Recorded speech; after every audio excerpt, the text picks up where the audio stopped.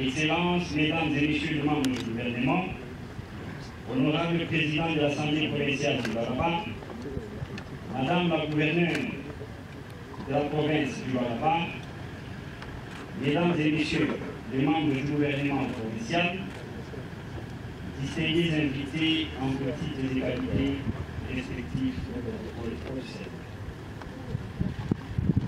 L'autorité de régulation de la sous-traitance dans les secteurs privés, la République démocratique du Congo, ARSP en cible, est très honorée de participer à ces salons mini et à la 7e édition Expo Béton, auquel prend part son Excellence, Monsieur le Président de la République, chef de l'État, qui se trouve être l'initiateur et promoteur de la vision et l'intégration.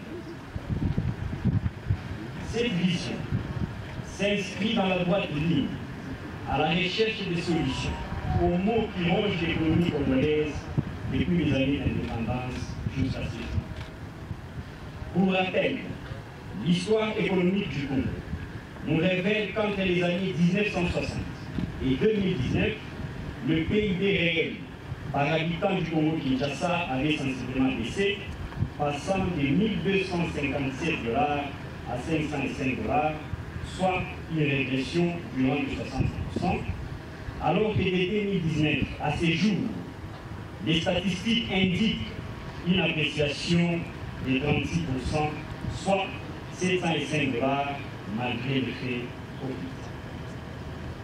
Plusieurs points de lecture peuvent être décelés dans l'histoire, dont les plus significatifs sont la zaïrisation en 1953, la chute drastique des cours mondiaux du cuivre en 1954, soit une année après, auquel vint s'ajouter le pillage fatal à l'économie déjà précaire en 1900. Et comme si cela ne suffisait pas, les séries de guerres d'agression les plus meurtrières de l'histoire du monde sont venues empirer la situation socio-économique des populations déjà meurtries.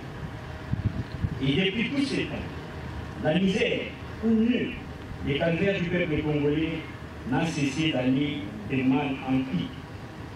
Toutes les politiques adoptées afin de lutter contre ces fléaux sont restées infructueuses. Les efforts et discours économistes atterrés qui se sont succédés les 2 dernières décennies n'ont pas été en mesure de corriger la situation afin de renverser la tendance. Il n'y a pas de magie appliquée. Seul un leadership éclairé et une volonté politique ferme dans les chefs des dirigeants sont requis pour que soit annoncé le premier pas vers les solutions. Autant Patrice Emery Lumumba et ses compagnons ont lutté pour l'indépendance politique du Congo, autant le Congo a encore besoin des fils braves et visionnaires pour arracher tant soit peu l'indépendance économique et libérer le peuple congolais du cycle infernal de misère dans lequel il est plongé depuis des décennies. C'est dans ces cas que s'inscrit la vision sans ambiguïté du chef de l'État, son Excellence Félix Antoine Tshisekedi Tshilombo, qui a fait de la lutte pour l'indépendance économique son cheval de patrie. À l'effet, dès son accession à la magistrature suprême de notre pays, le président de la République, chef de l'État, Félix Antoine Tshisekedi Tshilombo, conscient de la précarité de la vie des Congolais, avait formulé son vœu ardent de voir créer des riches Congolais et avait promis protection, épanouissement et développement aux opérateurs économiques avec pour corollaire la création d'une vraie classe moyenne congolaise. Rien ne révélant donc de la magie, comme dit précédemment, l'un des leviers sur lesquels s'appuie la politique du chef de l'État et son gouvernement est la facilitation d'accès au marché de la sous-traitance aux citoyens congolais, répondant aux critères déterminés par la loi sur la sous-traitance de 2017. Cette dernière exige que les activités de sous-traitance soient en priorité réservées aux entreprises de droit congolais éligibles à la sous-traitance, c'est-à-dire les entreprises dans lesquelles les nationaux détiennent 51% de parts et 49% des exploitants. Comme nous pouvons tous les constater, la loi ci-évoquée traduit la volonté du législateur tout en corrigeant les effets pervers et les lacunes. Tous les efforts fournis par la République démocratique du Congo depuis son accession à la souveraineté nationale et internationale pour la quête de son indépendance économique par-delà celle politique. Des efforts aux résultats très mitigés jusqu'à maintenant. En clair, étant établi que Patrice Emery Lumumba et ses compagnons nous ont acquis l'indépendance politique, celle du président Tshisekedi s'inscrit dans la quête de l'indépendance économique que certains appellent seconde indépendance. Des modèles de cette lutte pour l'indépendance économique font florès sur les continents et nous rassurent que nous sommes sur la bonne voie. On pourrait citer, sans exclusif, les réalisations mémorables en Afrique du Sud et au Nigeria, des présidents Nelson Mandela et Olusegun Obasanjo, promoteurs respectifs du Black Economic Empowerment, avec ses effets remarquables pour une Afrique du Sud plus égalitaire entre blancs et noirs, et au Nigeria, la plus grande raffinerie pétrolière du continent, comptée du reste parmi la plus grande au monde. En Afrique du Sud, en effet, avant les BII, le noir ne pouvait siéger aux côtés des blancs pour parler ensemble de l'économie de leur pays. Aujourd'hui, c'est désormais le cas. C'est avec cette politique que les deux pays ont produit des milliardaires, tels que Cyril Ramaphosa, président actuel de la République sud-africaine, Johan Rupert, Patrice Moutepe, Ivan Blazenberg et autres pour l'Afrique du Sud, et Aliko Dangote, Tony Elumelo pour les Niger. Alors qu'il y a peu, on ne parlait des milliardaires que dans ces deux pays, générés par leur politique d'investissement, à ces jours, on en parle désormais dans d'autres pays du continent, tels que l'Éthiopie, pays longtemps caricaturé par la famine et la malnutrition, qui ont fait des ravages, où l'on compte désormais Mohamed Ali Amoudi parmi les milliardaires. C'est aussi le cas de l'Égypte, avec Nasser Saoué, Mohamed Massour, et du Zimbabwe, avec Steve Masiwa, et la Tanzanie, avec Mohamed Dewji. Fort de ces modèles réussis, renforcés par la volonté et la détermination du président Félix Tshisekedi, quant à ces, l'espoir nous est perdu. Pour nous et pour nos enfants et petits-enfants, c'est le message que nous pouvons, c'est le message fort que nous pouvons retenir ces jours. Il sied de préciser, d'ores et déjà, à cet égard, que la volonté de faciliter les entreprises à capitaux majoritairement congolais l'accès au marché de la sous-traitance n'a néanmoins pas pour perspective de faire d'eux des éternels sous-traitants. L'objectif ultime étant celui de faire d'eux aussi des entreprises principales au même titre que les autres. C'est dans l'objectif préappelé de créer les riches congolais et de diversifier l'économie nationale, noble combat, s'il en est qui mérite, cela étant le soutien de toutes et de tous. En République démocratique du Congo, les objectifs dans les domaines spécifiques de la sous-traitance dans les secteurs privés consistent, tout en veillant au déblocage de l'investissement dans divers secteurs de l'économie nationale, à permettre aux entreprises congolaises, les sous-traitants, d'accéder effectivement au marché dans les chaînes de valeur compétitives des grandes entreprises, ce, dans l'optique de la création sous-syndiquée d'une vraie classe moyenne, détenant des actions dans les sociétés de droit congolais, conformément à la loi numéro 17, par 001, du 8 février 2017 sur la sous-traitance. Ainsi, TGI a précisé dans le cadre particulier du forum minier Indabamani en Afrique du Sud, réserver la sous-traitance aux entreprises majoritairement congolaises n'est pas antithétique aux investissements étrangers, dès lors que ces derniers demeurent éligibles à tous les marchés, à condition de s'associer aux Congolais. Ils peuvent, dans ces cas, détenir 49% des parts sociales dans les entreprises de sous-traitance, les 51% restantes revenant aux nations. C'est donc des marchés gagnant-gagnant. Mais nous veillons à ce que les parts sociales soient des parts réelles qui font participer les Congolais à la vraie gestion de la société et à l'expertise qui ne peut plus servir de prétexte, comme ce fut le cas pour certaines sociétés principales, pour ne pas accorder le marché aux nations. Tenez alors que fin novembre 2022, date de notre prise de fonction, nous comptions sur toute l'étendue du territoire national à peine 3500 sociétés de sous-traitance, dont 70% d'actionnaires congolais figurent. Car certaines entreprises principales étaient en effet elles-mêmes des sous-traitants déguisés. Nous en sommes aujourd'hui à plus ou moins 10 000 sociétés dûment enregistrées, soit 115% d'entreprises enregistrées et éligibles à la sous-traitance dans les secteurs privés, avec des nationaux détenant des actions réelles. La plupart des sociétés à capitaux majoritairement congolais avaient de bons de commande, des marchés de 50 à 100 000 $. Rares étaient celles qui avaient des marchés de 500 000 $. Aujourd'hui, elles ont désormais des contrats valables de 1 à 20 millions de $, voire plus. Dorénavant, les attestations d'enregistrement ont 3 ans de validité, ce qui ne permet plus aux autres associés d'évincer les Congolais une fois qu'ils l'obtiennent.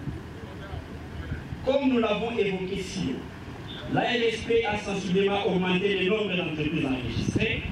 Cette augmentation est le résultat d'une campagne de vulgarisation et de sensibilisation soutenue et intensifiée notamment auprès des parties prenantes à la sous-traitance.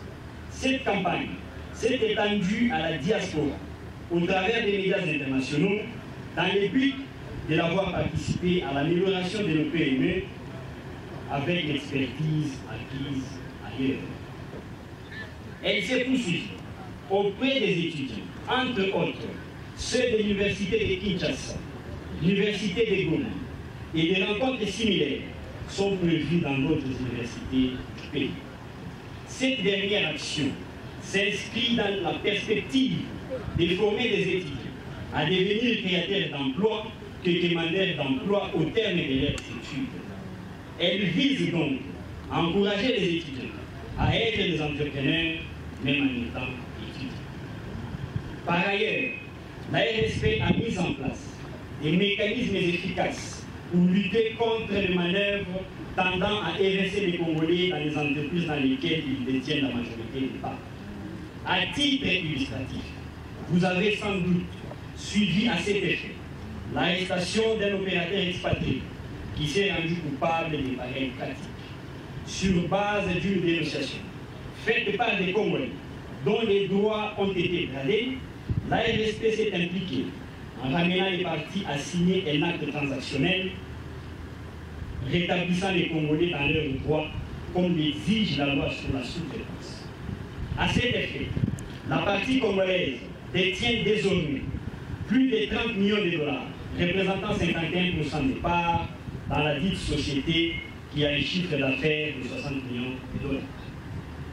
La RSP a aussi, au cours des 10 mois, réussi à faire appliquer la loi sur la sous-traitance dans les autres secteurs de la vie économique nationale.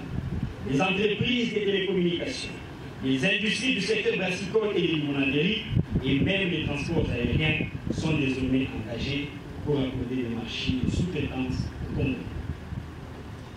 Toujours sur les plans de réalisation, il faut ajouter la mise en place des mécanismes permettant la publication obligatoire des appels d'offres sur les sites ARSP afin de permettre aux sous-traitants congolais d'accéder à l'information nécessaire en rapport avec les marchés de la sous-traitance. En plus, des protocoles d'accord ont été signés avec quelques ministères sectoriels et certaines institutions publiques et privées en tenant compte du caractère transversal des activités de sous-traitance. À titre illustratif, le protocole d'accord entre l'ARSP et la Fédération des entreprises du Congo FEC en sigle a engendré une commission mixte paritaire dans laquelle est issu un premier lot ou plus ou moins 500 entreprises éligibles sélectionnées par secteur d'activité qui ont été recommandées aux entreprises principales. D'autres lots sont en cours de traitement. D'autres projets de collaboration avec plusieurs entités, notamment avec la DGDA, la CNAG, la PTC, les pays d'Afrique du Sud sont en cours de traitement. Pendant cette même période, l'ARSP a organisé un contrôle, une grande envergure dans la ville-province de Kinshasa. Première phase avant la poursuite de cet exercice dans les autres espaces, notamment le Grand Katanga, le Grand Oriental, le Grand Kivu, le Grand Kassai. À l'issue du contrôle de Kinshasa, l'ARSP a enjoint aux entreprises principales d'éradier des entreprises non éligibles aux activités de sous-traitance. Des sanctions analogues sont attendues au terme du contrôle en cours dans les espaces cités. L'impact combiné de toutes ces actions menées avec l'implication de son Excellence Monsieur le Président de la République, chef de l'État, a permis aux entrepreneurs congolais d'accéder à des marchés évalués en millions de dollars américains. Excellence Monsieur le Président de la République, chef de l'État, avec l'expression de mes hommages renouvelés, Excellence Monsieur le Premier ministre, distingués invités, l'accès des pays au marché de la sous-traitance engendre la croissance de la main-d'œuvre qualifiée et non qualifiée, la réduction des taux de pauvreté et des chômages et surtout l'amélioration de la qualité de vie des communautés. Les revenus générés par les PME dans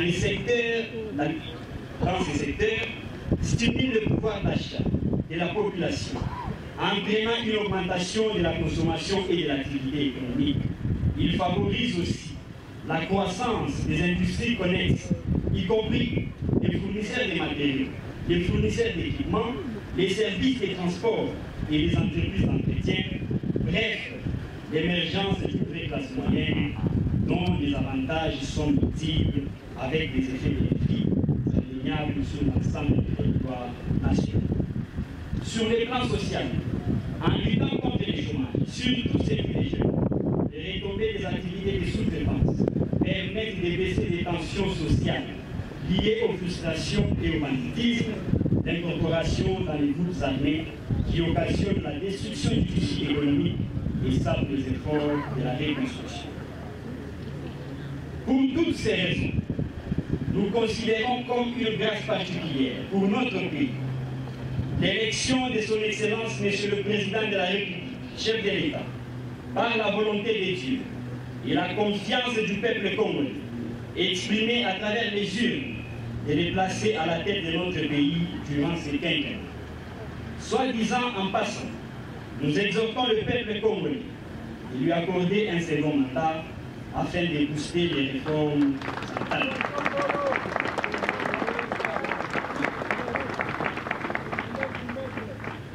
Puissent les jeunes saisir leur compte des packages d'opportunités ainsi offerts. Sans nous complaire dans ce qui est déjà fait, tant qu'il y a encore à faire, nous avons cependant des raisons d'être fiers des résultats engrangés sur l'étape parcours. Autant de réalisations donc qui se dressent comme des lampadaires sur la voie de l'avenir. Au regard de ces défis, des perspectives envisagées se présentent comme suit. 1.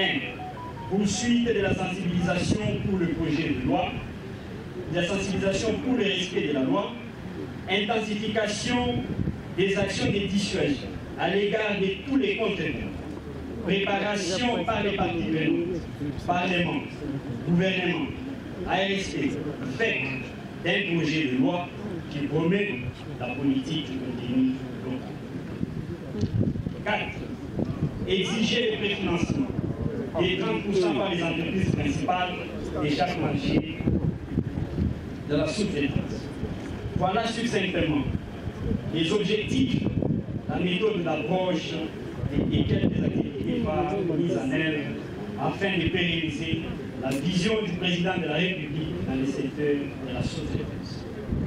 Que Dieu Tout-Puissant bénisse la République démocratique du Congo, que vive la sous-traitance dans notre pays, que vive les salons miniers et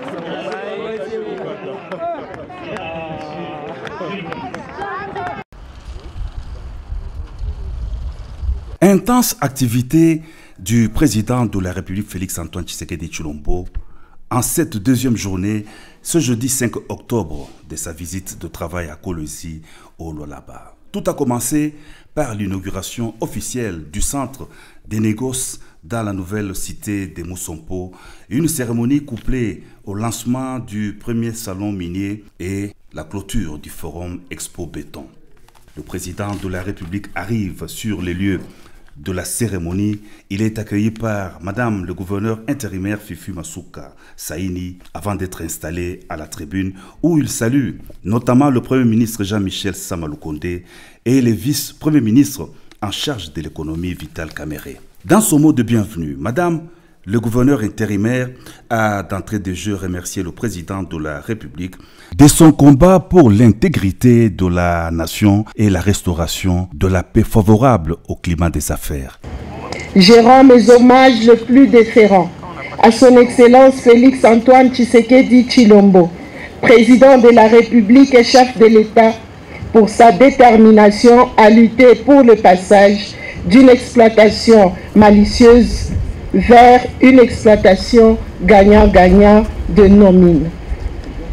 En parlant de ces grands hommes dont la présence rehausse cette manifestation, je voudrais qu'ensemble nous contemplions sa bravoure dans la lutte pour la paix du pays. Des allocutions de circonstances, il y en a eu plusieurs. Tour à tour, le président de Mining Engineering Service qui a construit le centre des négoces, Mesdames les ministres de la formation professionnelle Kipulu, des mines Antoinette Samba, ont planché sur l'objectif principal du code minier d'assurer le bénéfice intégral des ressources minières aux Congolais d'abord. Le centre des négoces de Mousompo, marché de l'exploitant artisanal, s'avère une réponse à cette préoccupation vitale pour le peuple congolais.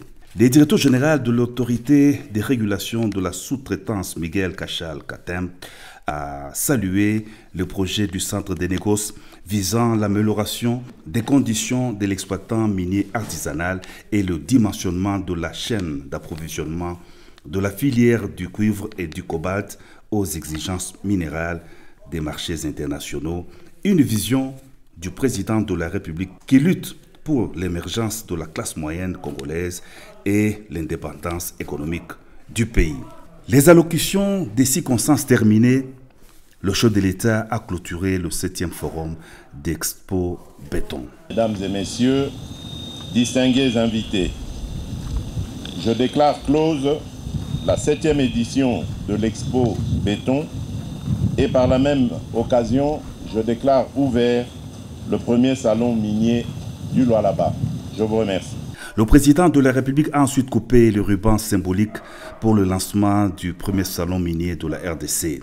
Toujours au centre de Mousompo, le chef de l'État a visité le laboratoire du centre d'expertise, d'évaluation et de certification sous les explications de Madame le ministre des Mines et du directeur général du CEEC qui détermine la teneur de la substance minérale et les taux d'humidité.